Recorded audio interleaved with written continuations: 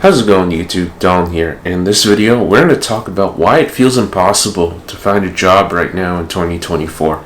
So if you've been living under a rock, it is really difficult to find a position now. And this goes for all things. It goes for whether you're a junior developer, whether you're just trying to get your first job in the industry, even if you have a couple years experience. I actually know some people who got laid off from their pretty rich, tech salaries, and now they're doing other things like driving for Uber, living out of their cars in order to pay the bills, to just survive. So it's a very difficult time, just not for the new guys, but also for the experienced guys. So what we're going to talk about in this video is we're going to talk about why this might be and what to do about it, most importantly. So, why is this the case? Well, one of the main factors is artificial intelligence, right?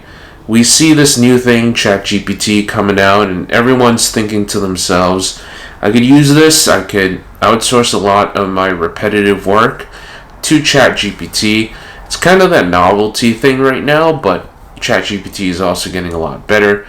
And of course, you have other things like Gemini and stuff like that, Copilot. Either way, they're all like basically natural AI, basically.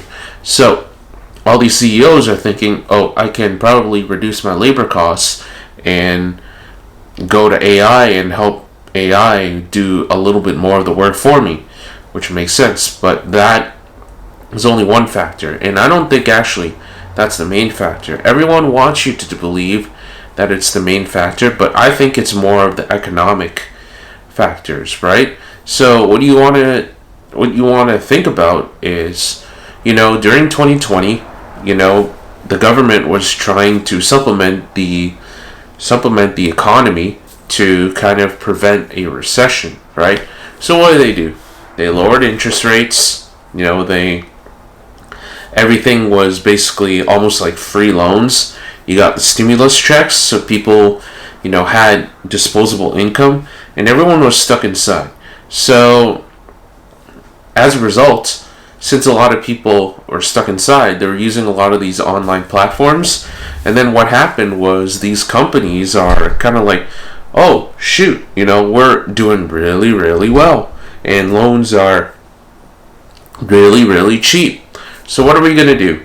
We're going to increase our workforce by, 10%, 15%. I even saw numbers as high as 30%, right? But, as you know, it didn't last so long, right?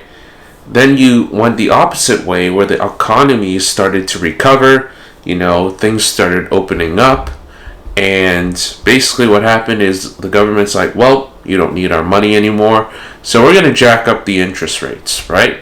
So what happens when you jack up the interest rates?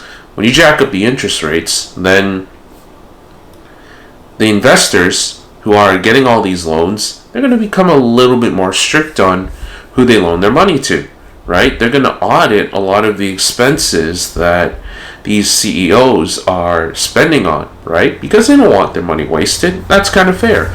So these CEOs are kind of like, okay, now we hired a lot of people. We're working on these pet projects that might not have panned out, and we need to find ways to save on costs. So what are we going to do? Oh, layoffs. Layoffs are easy, right? And you see a lot of it. It's like, oh, it was not you, it's me, market conditions, blah, blah. So you got a lot of people that, are that got a job in tech when they really shouldn't have, and then they get laid off, and now they're competing with the same job as you, except now they actually have experience, right? So you can see why this is a difficult time, not just for them, but for you as well, right? So that happened, and so now the question becomes, what do we do about it? I'm going to talk about it from a junior developer, because that's going to be what most of my channel, and then at the end as well I'll also talk a little bit about if you're a little bit more experienced, if you're senior. So if you're a junior developer, or you're trying to make a career change, you're trying to get into this field, the first thing is going to be managing your expectations. right? Even during COVID, when I graduated, it took me 2 years to find my first job. I think in an environment that we are right now, it's actually going to take even longer. It might take 3 years, it might take 4 years in order to land your first position. So keeping that in mind, what you want to do is you want to take care of the now.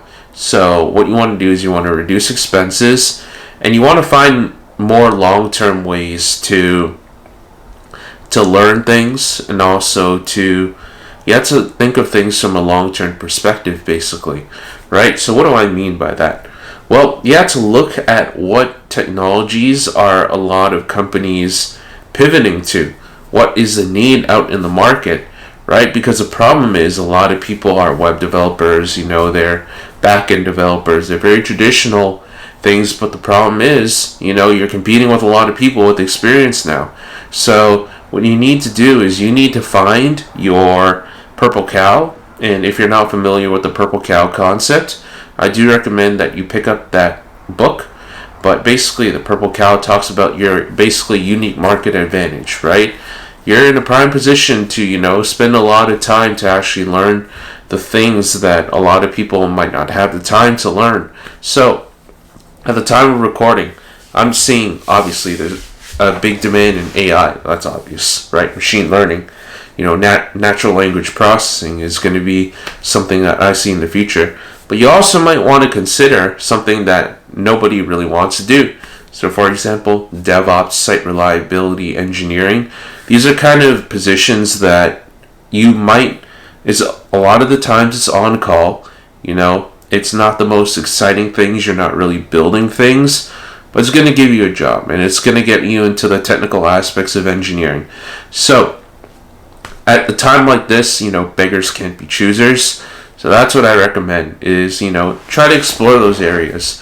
Try to do the jobs that no one really wants to do, because in a nutshell, you can either take one of two ways. You could either take the long and hard way, which is, learning AI, learning machine learning, learning natural language processing, the hot technologies, and take your time with that, and also focusing on interview prep at the same time. Or the second strategy is to go after things that nobody really wants to do, right? So right now, not a lot of people want to be DevOps engineers. No one wants to be on call. No one wants to wake up at 1 in the morning with an angry email from your manager saying that you have to fix this now, or my CEO is going to fire the entire team. That's not a good scenario to be in. But if you're willing to suck it up for, a couple years, then that might not be the worst option in the world. And then with that being said, if you're in a position and you got a couple years before it's possible that you land your first internship, focus on the learning process and focus on interview prep. And at that point, you can really take your time to learn interview prep and stuff like that. And when it comes to projects, you can build interesting projects, but in my opinion, I wouldn't spend too much time on that, because in my experience, not a lot of companies actually ask me all that much about my personal projects anyway. So by all means, work on a couple of them, but it's not going to be the be-all end-all in my opinion. So let's talk about the last people, which is people with experience. So if you have experience in the field, it's going to be much harder to maneuver and much harder to, switch industries as if you were kind of a junior developer or a career changer or something like that. So what do you do in that scenario? My recommendation is you have to take care of the now, right? So find a job. I don't care if you have to go back to flipping burgers. I don't care if if you have a lot of pride. You have to pay the bills. You have to feed your family. You have to take care of them first, right? And once you get kind of a minimum viable living standard where you can sustain yourself, sustain your family, and sustain your loved ones, then it's time to explore. And what I found to be most effective is reaching out directly to recruiters, to hiring managers, and that's probably the fastest way to do that. And as we said before with the junior developers, you might want to go into fields that nobody really wants to do, right? So what are some fields that nobody really wants to do? Well, you could work in manufacturing. I know that's always in a demand, and I'm actually in a manufacturing facility right now. Yes, you won't get the opportunity to work remote. Yes, you won't get free food. Yes, you have to go probably on site 5 days a week, right? You probably have to work in some sort of a chemical plant or a medical devices plant. But at the end of the day, and you won't get as paid as much as, say, you're in tech, right? But at the end of the day, a job's a job. It's going to pay the bills. It's going to feed your family. It's going to be that valuable work experience. And it's going to be better than nothing. So, in summary, whether you're a junior developer or you're a senior developer or a mid-level developer, doesn't matter. The summary of this is you want to find things that nobody really wants to do. Try to learn that. Or you want, if you're in the junior position, you just want to take the long haul and focus on learning new skills that are in demand as well as interview prep.